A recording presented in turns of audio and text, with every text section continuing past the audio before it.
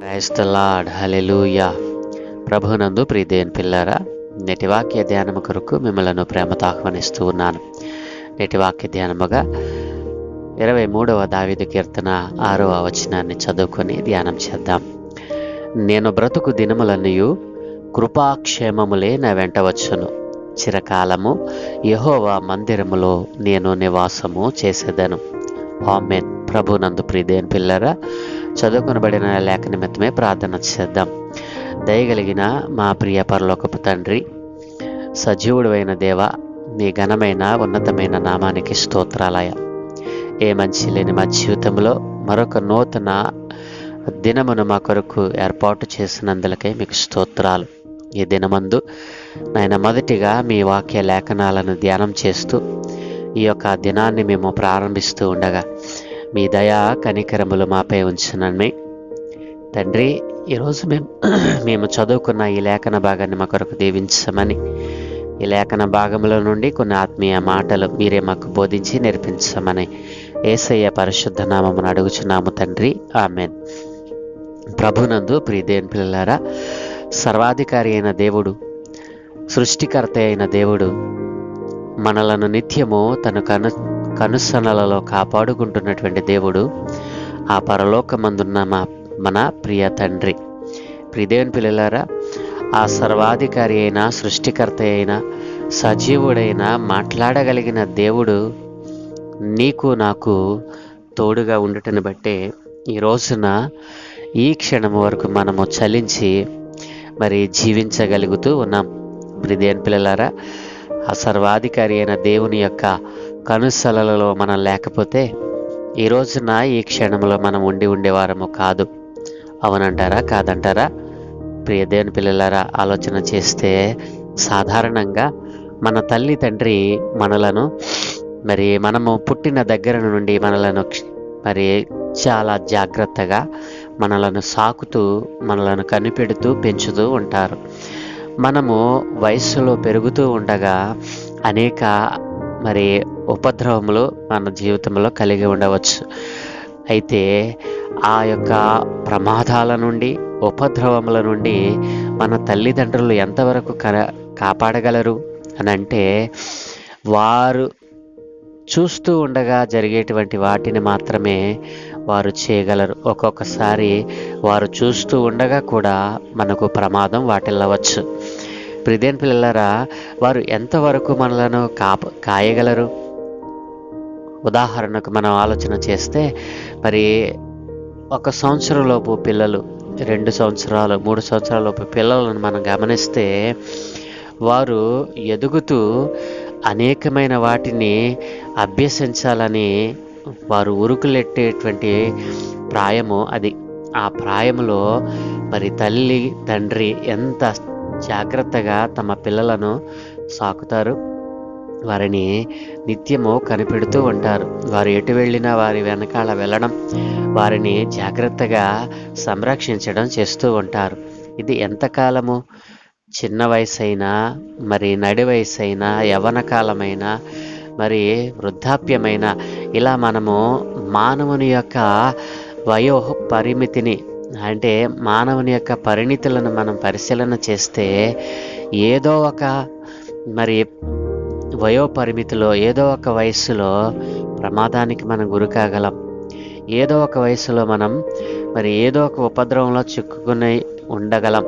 ప్రియదేవుని పిల్లలారా, అయితే ప్రియదేవుని పిల్లలారా, నా ఉద్దేశం ఏమిటంటే, ఆ సర్వాధికారి అయిన దేవుని యొక్క కాపుదలలో నీవు ఉంటే, ఒకవేళ తల్లి తండ్రి వారైనా సరే మనలను కాపాడలేకపోవచ్చు, కానీ మన తండ్రి అయిన పరలోకపు దేవుడు మనలను కాస్తూ ఉన్నటువంటి, నిత్యము తన కన్నురెప్పల కాటున మనల్ని దాస్తూ ఉన్నటువంటి దేవుడు, ఆయన కనుసనలలో మనం ఉంటే గనక మన తల్లి తండ్రి చేయలేనటువంటి ఆ గొప్ప మేలును, ఆ గొప్ప కార్యాన్ని, మన తల్లిదండ్రులు చేయలేనటువంటి ఆ త్యాగాన్ని సర్వాధికారి అయిన, సృష్టికర్త అయిన, సజీవుడైన దేవుడు మన కొరకు చేశాడు. ప్రియదేవుని పిల్లలారా, మన తల్లిదండ్రుల కాపరత్వంలో నైనా మనకు ప్రమాదం పొంచి ఉండవచ్చు, కానీ ఆ సృష్టికర్త అయిన దేవుని యొక్క కాపరత్వంలో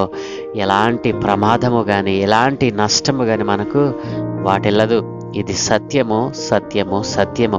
కాబట్టి నా ప్రియ దేవుని పిల్లలారా, ఇక్కడ భక్తుడు అంటా ఉన్నాడు కదా, నేను బ్రతుకు దినములన్నీ కృపాక్షేమములే నా వెంట వచ్చును.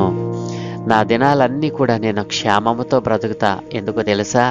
ఆ సృష్టికర్త అయిన దేవుడే నాకు కాపరిగా ఉన్నాడు.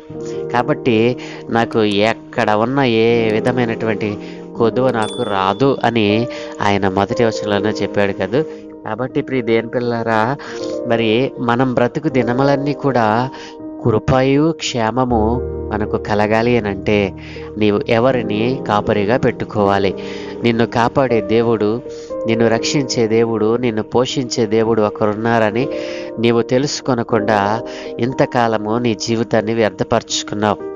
సర్వాధికారి అయినా సజీవుడైనా మాట్లాడే దేవుడు ఒక్కరే అని, ఆయనే క్రీస్తు ప్రభుల వారని నీవు గుర్తించకుండా ఈరోజున మానవ జీవితంలో ఏ రీతిగా పతనానికి మరి కారణమవుతా ఉన్నాయో వాటన్నిటినీ నీవు అవలంబిస్తూ ఉన్నావు, వాటిని అన్నిటినీ నీవు అనుసరిస్తూ ఉన్నావు.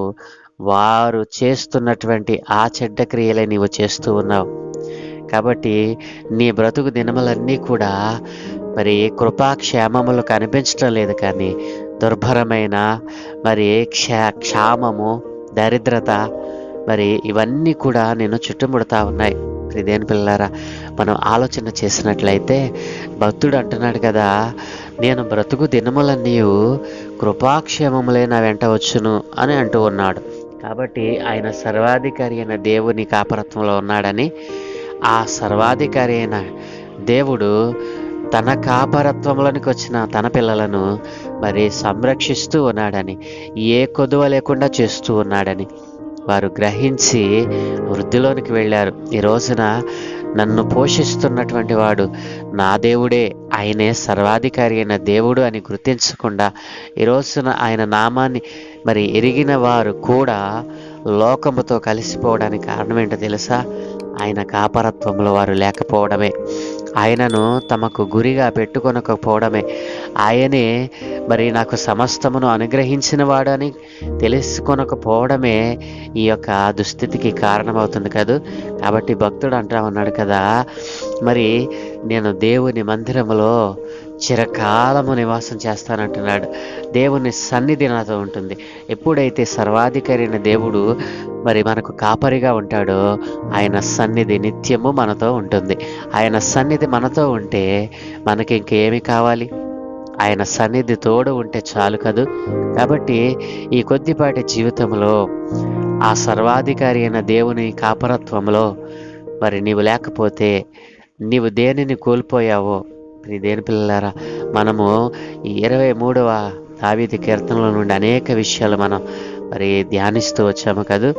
కాబట్టి విశ్వాసి అయిన నీవు సంపూర్ణమైన విశ్వాస నిశ్చయతను మరి క్రీస్తు ప్రభుల వారిలో నీవు అనుభవించవచ్చు. ఉదాహరణకు యోహాను సువార్త 10వ అధ్యాయం 27వ వచనంలో, నా గొర్రెలు నా స్వరం వినును, నేను వాటిని ఎరుగుదును, అవి నన్ను వెంబడించును, నేను వాటికి నిత్య జీవమునిచ్చుచున్నాను గనుక అవి ఎన్నటికి నశింపవు, ఎవడును వాటిని నా చేతుల నుండి అపహరించడు. ప్రియదేవుని పిల్లారా, ఎవరైతే ఆయన కాపరత్వంలో ఉంటారో ఆయన కాపరత్వంలో ఉన్న నిన్ను ఎవరు కూడా అపహరించటానికి అవకాశం ఉండదు. కాబట్టి ఆయన కాపరత్వంలో లేకుండా ఎంతకాలము నీవు తప్పించుకుని తిరుగుతావు అని దేవుడు మాట్లాడుతూ ఉన్నాడు. మరొక ఉదాహరణ మనం చూసినట్లయితే రోమీలకు రాసిన పత్రిక 5వ అధ్యాయము 9-10 వచనాల్లో మనం చూస్తే, కాబట్టి ఆయన రక్తము వలన ఇప్పుడు నీతిమంతులముగా తీర్చబడి మరింత నిశ్చయముగా ఆయన ద్వారా ఉగ్రత నుండి రక్షింపబడదుము. ఎలయనగా శత్రువులమై ఉండగా ఆయన కుమారుని మరణము ద్వారా మనము దేవునితో సమాధానపరచబడిన ఎడల సమాధానపరచబడిన వారమై ఆయన జీవించుట చేత మరి నిశ్చయముగా రక్షింపబడదుము. కాబట్టి తన కాపరత్వంలో ఉన్నటువంటి తన ప్రజలు నశించిపోతా ఉన్నప్పుడు దేవుడే తన ప్రియ కుమారుని పంపి రక్షణ మనకు అనుగ్రహించాడు. కాబట్టి ప్రియదేని పిల్లరా, మరొక ఉదాహరణ మనం చూస్తే రోమిలకు రాసిన పత్రిక 8వ అధ్యాయము మరి 37, 39 వచనాలు మనం చూసినట్లయితే, అయినను మనలను ప్రేమించిన వాని ద్వారా మనము వీటన్నిటిలో అత్యధిక విజయము పొందుచున్నాము. మరణమైనను జీవమైనను, దేవదూతలైనను ప్రధానులైనను, ఉన్నవి అయినను రాబోవునవి అయినను, అధికారులైనను ఎత్తైనను లోతైనను, సృష్టింపబడిన మరి ఏదైనను మన ప్రభు అయిన యేసు క్రీస్తునందలి దేవుని ప్రేమ నుండి మనలను ఎడబాప నేరవని రూఢివిగా నమ్ముచున్నాను అని భక్తుడు ఇక్కడ మరి సెలవిస్తూ ఉన్నాడు. ప్రియదేని పిల్లలారా, చూసారా ఎంత ఉన్నతమైన శ్రేష్టమైన మాటలు మన కొరకు దేవుడు వ్రాసి ఉంచాడు. ఆయన కాపరత్వంలో నీవు ఉంటే మరి మనం బ్రతుకు దినములన్నీ కూడా కృపాక్షేమాలు మన అంట వస్తాయి. అంతేకాదు ఆయన సన్నిధి మనతో వస్తుంది. ఇలా మనం చెప్పుకుంటూ పోతే ఆయన మన కొరకు చేసినటువంటి త్యాగాన్ని, మరి మన కొరకు ఆయన ఉంచినటువంటి ఆ నిశ్చయత ఏమిటో తెలుస్తుంది. మరొక విషయాన్ని మనం జ్ఞాపకం చేసుకుంటే 1 పేతురు 1వ అధ్యాయం 5వ వచనంలో, మరి కడవరి కాలమందు బయలుపరచబడుటకు సిద్ధముగానున్న రక్షణ మీకు కలుగునట్లు విశ్వాసము ద్వారా దేవుని శక్తి చేత కాపాడబడు మీ కొరకు ఆ స్వాస్థ్యము పరలోకమందు భద్రపరచబడి ఉన్నది. ప్రియదేని పిల్లలారా, ఈ భూలోకంలో నీవు జీవించినంత కాలము ఆ కాపరిని నీవు కాపరిగా పెట్టుకుంటే, నిన్ను కాపరిగా మరి నీకు కాపరిగా ఆ సర్వాధికారిని నీవు కలిగి ఉన్నట్లయితే పరలోకమందు నీకు స్వాస్థ్యము తథ్యము అని దేవుడు అంటా ఉన్నాడు. ఈ యొక్క మరి లేఖనాలన్నిటినీ మనం పరిశోధిస్తే మనకు తెలిసిందేమిటి? ఆయన కాపరత్వంలో మనం ఉంటే గనక మనకు రక్షణ, మనకు సంతోషము, నిత్య జీవము, పరలోక మరి స్వాస్థ్యము. ప్రియదేని పిల్లరా, కాబట్టి నీవు ఏ కాపరి చేతి కింద ఉన్నావు? ఏ కాపరి మరి తత్వంలో ఏ కాపరి చేతి కింద నువ్వు ఉన్నావో నువ్వు పరిశీలన చేసుకో. ఒకవేళ నీవు ఏ కాపరి చేతిలో పడ్డావో, ఆ కాపరి చేతిలో పడినప్పటి నుండి నీ జీవితంలో ఏ మేలులు పొందుకున్నావో, ఏ ఉపద్రవాల చేత నువ్వు మరి ఆవరింపబడి ఉన్నావో, ఏ కాపరి అయితే నీకు మేలు చేస్తాడో, ఏ కాపరి అయితే నీకు కీడు చేస్తాడో నీవు గ్రహించకపోతే నీ జీవితంలో దేవుడు నీకు ఇచ్చి నీ కొద్దిపాటి జీవితాన్ని నీవు కోల్పోతావు. కోల్పోయిన దానిని మరలా తెచ్చుకోవటం నీ వల్ల కాదు ప్రియదేని పిల్లరా. కాబట్టి సమయం ఉండగానే ఆ సర్వాధికారి అయిన కాపరిని మీకు మరి కాపరిగా మీరు కలిగి మీ జీవితంలో దేవుడిచ్చేటువంటి ఆ నిత్య జీవమును, పరలోక స్వాస్థ్యమును పొందుకోవాలని ప్రభు పేరు మనం చేస్తా ఉన్నాం. దేవుని సన్నిధి మీకు తోడే ఉండునుగాక. చిరకాలము ఆయన కృపాక్షేమములు మీకు మీ వెంట వచ్చునుగాక, మిమ్మల్ని దీవించునుగాక. ఆమేన్. పరలోకమందున్న ప్రియ తండ్రి, గొప్ప దేవానికి వందనాలయ్యా. ఏ మంచి లేని మా జీవితంలో మరొక నూతన ఉదయాన్ని అనుగ్రహించారు. దావీదు కీర్తన 23వ కీర్తనల నుండి అనేక విషయాలు మీరు మాతో మాట్లాడారు. దేవా, ఈరోజు మేము నైనా కృపాక్షేమములు కలిగి నీ సన్నిధి కాంతిలో మేము వర్ధిల్లడానికి, జీవించటానికి మీరు అనుమతిని ఇచ్చారు నాయన. ఈ అనుమతిని కోల్పోయి ఈ లోకంలో ఉన్నటువంటి నైనా ప్రతిదానితో మానవుడు పోతా ఉన్నాడు. అట్లాంటి దుష్ట ఆలోచనలు, దుష్ట తలంపులు, దుష్ట మార్గంలో నుండి వారు తప్పి తిరిగి ఈరోజు సత్య మార్గంలోనికి వారు వచ్చినట్లుగా సహాయం దయచేయమని, సత్య సువార్తను సరిగా ప్రకటించుటకు అనేక పాదములను ఆయన మీరు మోపమని, అందరూ నీ నామమును ఎరిగి నైనా నిత్య రాజ్యమును, పరలోక స్వాస్థ్యమును పొందుకునే భాగ్యం అనుగ్రహించి నీవే మహిమ పొందుకోమని, నీ మీదకు లేస్తున్న వారిని నీవే అణిచివేయమని, నీ నామానికి వ్యతిరేకంగా లేస్తున్న వారితో మీరే మాట్లాడమని, ఘనత మహిమ ప్రభావాలు మీకే చెల్లిస్తూ ఈ దినమే చేపలన్నిటి మీద మీకు అనుదృష్టి ఉంచి మీ దూతల కాపుదల అనుగ్రహించి మీరే మహిమ పొందుకోమని యేసయ్య దివ్యనామమును అడుగుచున్నాము తండ్రి. Amen, amen, amen.